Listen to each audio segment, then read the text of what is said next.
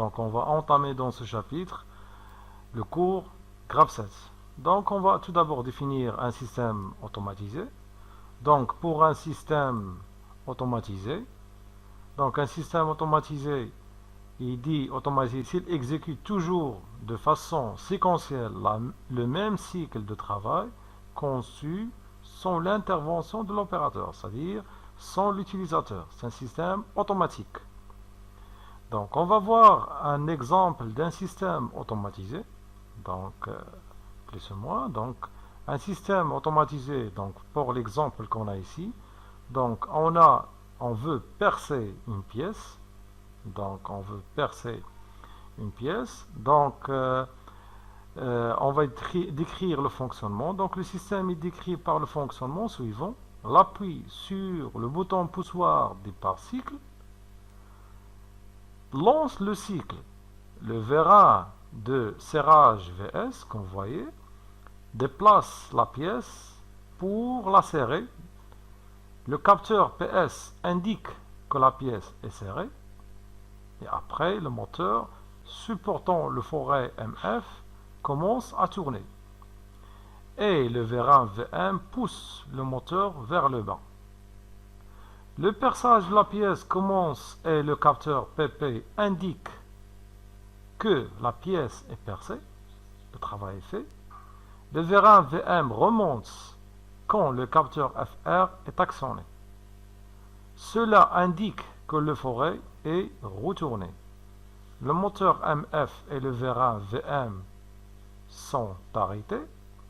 Le vérin VS retourne dans l'autre sens, c'est-à-dire desserrer la pièce. Le capteur PD indique que la pièce est desserrée.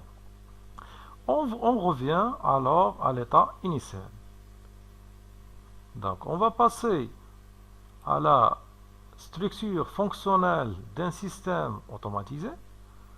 Pour un système automatisé, il est constitué par une partie de commande, des préactionneurs, des actionneurs, l'effectueur, le capteur et aussi l'opérateur. Donc, pour la partie commande, est généralement composée des éléments de traitement, c'est-à-dire un microcontrôleur ou une unité centrale, qui assure le pilotage du système, c'est-à-dire c'est le cerveau du système, notamment d'automates programmables et d'ordinateurs. Il transmet les ordres aux actionneurs à partir du programme qu'il contient. C'est-à-dire, elle donne un ordre au préactionneur de distribuer l'énergie. Les informations reçues par les capteurs, donc elle reçoit les informations reçues par le capteur, et aussi les consignes données par l'utilisateur et par l'opérateur. C'est-à-dire, il reçoit et il donne. Il reçoit les informations et il donne les informations à la partie suivante. Donc, pour la partie opérative, on va voir, il est constitué par des actionneurs. Le graph 7, c'est un outil graphique de description temporelle du fonctionnement d'un système automatisé. Donc, il est constitué par et composé par des étapes auxquelles sont associées des actions, des transitions auxquelles sont associées des réceptivités, des liaisons orientées reliant les étapes entre elles. À propos des étapes, donc une étape représente une situation élémentaire ayant un comportement stable. L'étape se représente par un carré et porte un numéro d'ordre. Elle soit active, soit inactive. Pour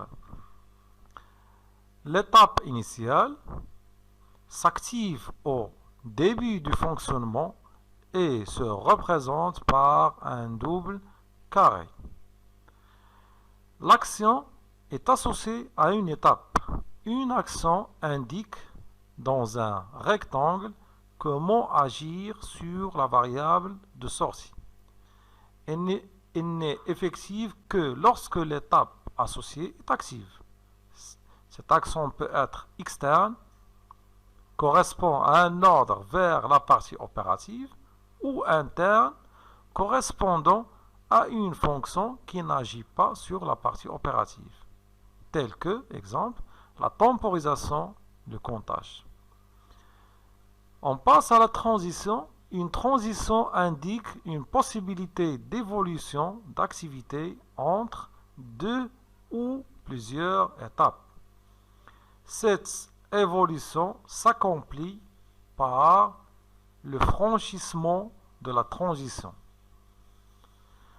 Une transition est représentée par un trait horizontal. Pour la réceptivité, une réceptivité associée à une transition se traduit par une ou plusieurs conditions logiques. On va voir les réceptivités particulières. Donc on va voir la réceptivité toujours vraie. Une telle réceptivité s'écrit entre guillemets égale à 1. Le franchissement de cette transition se fera dès que les étapes immédiatement antérieures seront actives, sans autre condition. Pour l'exemple qu'on a sur le cours, le passage de l'étape 21 à l'étape 22 est toujours vrai. C'est-à-dire, le franchissement est toujours vrai, sans condition, c'est-à-dire la réceptivité égale à 1. Maintenant, on va voir la réceptivité dépendante du temps. Pour faire intervenir le temps dans une réceptivité, il suffit d'indiquer après le repère t son origine, sa durée. L'origine sera l'instant de début de l'activation de l'étape déclenchant la temporisation. La notation qui était notée devant vous, t/11/5 secondes, signifie que la réceptivité sera vraie 5 secondes après l'activation de l'étape 11.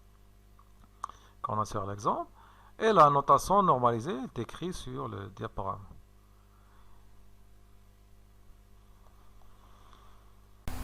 On passe à la règle d'évolution d'un graphe 7.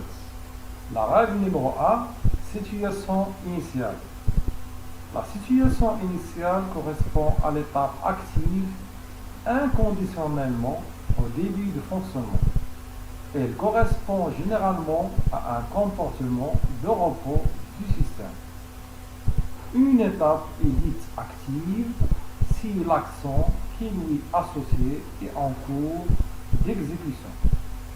Elle est repérée par un point placé à l'intérieur du carré correspondant.